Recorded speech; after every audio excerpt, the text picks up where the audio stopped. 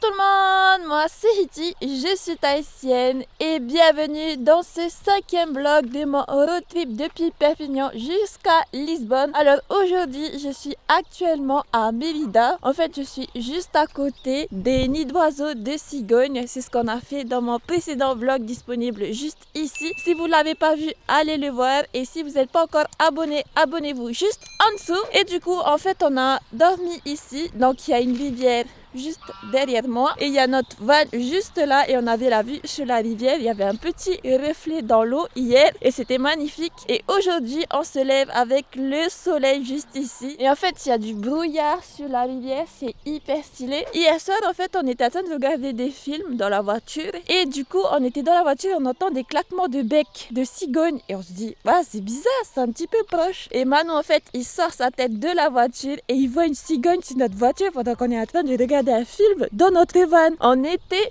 choqués. Moi j'ai pas pu filmer parce que clairement quand Manu l'a bougé, la cigogne elle s'est envolée. Mais il faut remarquer que quand elle s'est envolée en fait on n'a rien entendu. On n'a même pas entendu un battement d'aile alors qu'elle est hyper grande la cigogne. C'était trop bizarre. Et du coup normalement aujourd'hui on va enfin arriver au Portugal. Donc normalement on va arriver dans notre première ville portugaise parce que là ça faisait 4 jours qu'on était en Espagne. On a fait Madrid, on a fait Mérida, on a fait Las Barrancas. C'était hyper cool. Donc pour ceux qui nous rejoignent en cours de route, je vous mets les épisodes juste en dessous, l'intégralité, il y aura une playlist. Mais avant d'aller dans notre première ville portugaise, il faut que je vous montre comment on va chercher de l'eau parce qu'en fait on a un bidon d'eau et on doit le remplir à chaque fois dans les cimetières. Et en fait on s'est rendu compte qu'en Espagne il y a beaucoup de cimetières qui sont fermés, donc c'est un peu plus compliqué qu'en France. Allez c'est parti. Bon du coup les gars, juste quand je vous dis que c'est compliqué d'aller chercher de l'eau, et bien finalement on a trouvé de l'eau au cimetière.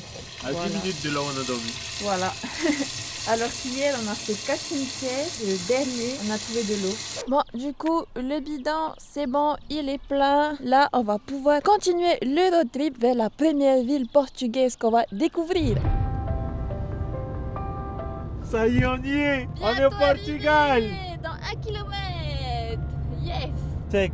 Check.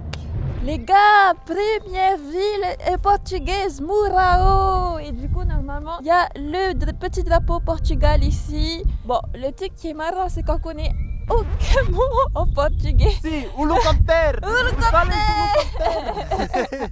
Pour ceux qui n'ont pas la ref, c'est Tchal. Bon, parce que maintenant, calmez-vous et dites-nous quelles sont vos revendications. Je vole l'hélicoptère. Un quoi? Ou nous l'hélicoptère? Un quoi? Ou nous l'hélicoptère, correct? Bon, du coup, là, on est au Castelho de Murao, donc le château de Murao. Apparemment, on dirait que c'est gratuit la visite. Donc, on va essayer d'aller voir si c'est joli. Ah oui, c'est vrai. En fait, on a gagné 1 heure parce qu'il y a 1 heure de décalage entre l'Espagne, la France et le Portugal. Du coup, en fait, on est arrivé ici à 10 heures pour l'Espagne, mais en fait, il est 9 heures. C'est ouf. Bon, allez, première petite balade au Portugal. Les gars, en fait, c'est juste un endroit où on peut pique-niquer. Il n'y a rien à visiter. Mais ce qui est bien, c'est qu'il y a des poubelles un peu partout. Donc, c'est vraiment bien aménagé. Ah ouais, c'est vrai. Bon, on dirait qu'ils ont fait la fête ici. Bon, on fait quelques petites photos que vous pouvez retrouver sur mon Instagram.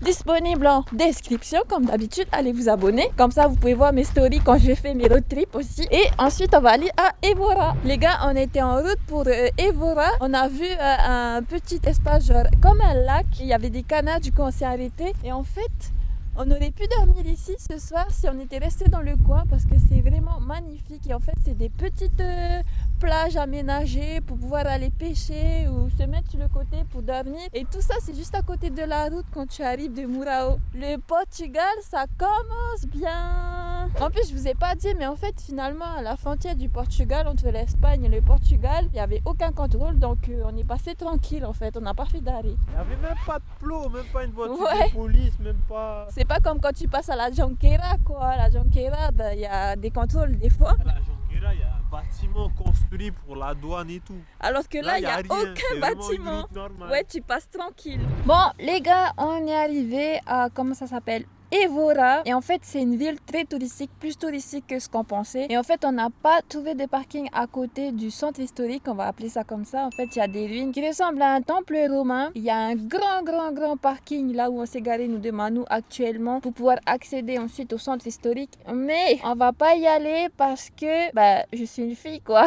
Et vous savez que les filles, une fois par mois, elles sont indisposées. Et du coup, moi, je suis indisposée aujourd'hui. Et donc, marcher très loin, et ça me fait mal au dos. Donc, on va éviter de trop marcher et de faire des... Non, mais j'ai vraiment mal. En fait, c'est j'ai la flemme, non, en vrai. Il y a non. trop de gens. Ouais, et du coup, on a décidé de zapper Evora. Mais si vous venez et que vous pouvez marcher, je vous conseille d'y aller parce qu'apparemment, ça a l'air très joli. Et du coup, ce qu'on va faire alors, c'est qu'on va se rapprocher de Lisbonne et on va aller vers une plage. Et du coup, on va voir pour la première fois de notre vie l'océan Atlantique. C'est super! Du coup, les gars, comme on n'a pas pu visiter Evora, sur la route, en fait, on a trouvé un château. C'est le château de Montemor au Novo. C'est ça? Ouais. En fait, on voyait les remparts depuis la route. Donc, on s'est dit, allez, on va aller marcher un petit peu. Comme ça va nous faire une petite balade parce qu'on en a marre de faire de la route aussi. Et en fait, on dirait que c'est fermé.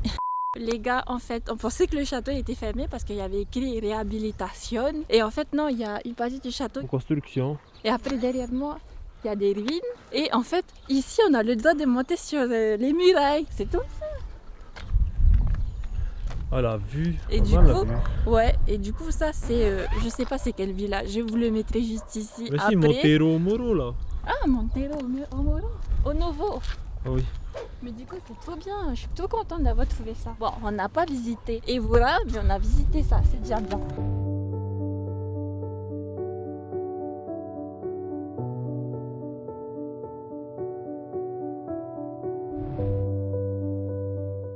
En fait, on est remonté sur les remparts du château, mais à un autre endroit. En fait, on est carrément dans une tour. On ne sait pas si ça fait partie de la visite, si en fait c'est interdit ou pas de venir ici, mais en tout cas c'était ouvert. Du coup, on est monté. Mais en fait, dans les escaliers, il y a plein de petits déchets. Du coup, je pense que ça fait partie du tour du château. C'est la partie à moins Ouais. Tous les autres, il n'y avait pas un bout d'herbe qui dépassait. Même sur le rang des murailles. Et là, regarde, tout là, il y a de l'herbe. Ouais, j'avoue. Et donc là, on voit à quoi ressemble une tour. Parce qu'à chaque fois qu'on va dans les châteaux, c'est rare qu'on puisse rentrer à l'intérieur, vous voyez. Et on voit la vue à 360 degrés sur le village. Donc, la reine de Polida. Voilà la reine et le village. Bon, on va pas trop tarder, on va pas rester ici longtemps au cas où c'est interdit et que quelqu'un vienne nous gronder d'être monté.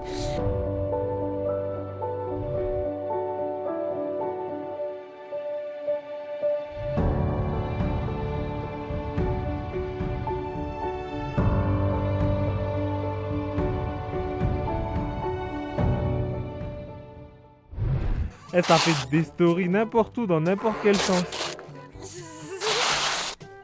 Bon, du coup, ça y est, on a visité le petit château de Montemor au Novo. Et franchement, c'est stylé, ça vaut le coup d'œil. En plus, il y a des toilettes. Et du coup, il y a une super belle balançoire avec laquelle on peut se prendre en photo avec une partie du château. Et c'est vraiment trop magnifique. Bon, du coup, là, c'est parti pour l'océan Atlantique.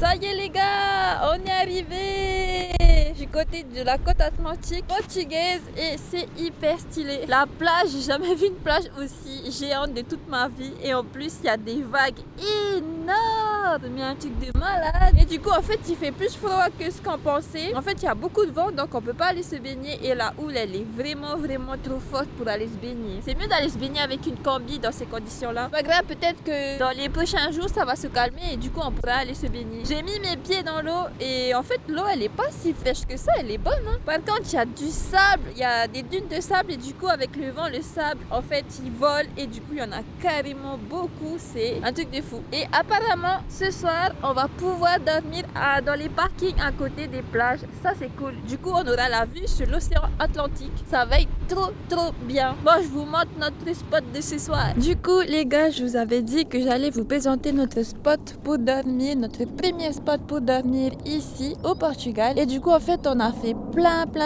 de petites plages autour de Almada et on n'avait pas trouvé un meilleur spot que là où on a vu la plage. Et donc, on a dormi à la plage Nova Beach, juste en face de l'océan Atlantique. Donc, notre vue, c'était ça. C'était hyper cool. Et la voiture, elle était juste ici. Et ce qui est top sur les parkings des plages, c'est qu'il y a beaucoup de poubelles. Mais par contre, en fait, les Portugais, ils sortent beaucoup. Du coup, en fait, à 17h, il y a beaucoup de monde quand même à la plage qui vont se balader. Et du coup, trouver des endroits cachés sur les plages, sur les parkings des plages, c'est un peu compliqué. Donc, on a été obligé de se mettre comme ça sur le parking. Et surtout, en fait, il n'y a pas beaucoup de parking avec une belle vue. Il n'y avait que celui-ci. Du coup, on est resté ici. Et du coup, dans la soirée, il n'y avait personne. On s'est pas fait embêter. C'était tout calme, on n'a pas eu de problème. Et ce matin, en fait, on a eu l'agréable surprise d'avoir un lever de soleil à 6h30 plutôt que 7h30 comme c'était le cas en Espagne. Parce qu'en fait, on a gagné 1 heure et j'avais carrément oublié. Du coup, normalement, dans le prochain vlog, on va aller visiter Lisbonne. Donc, c'est un truc qu'on avait absolument envie de faire avec Manu. Et enfin, on va le réaliser. Et donc, abonnez-vous juste en dessous pour le prochain vlog. Laissez un gros pouce bleu si ce n'est pas encore fait. Et en attendant, je vous fais des bisous.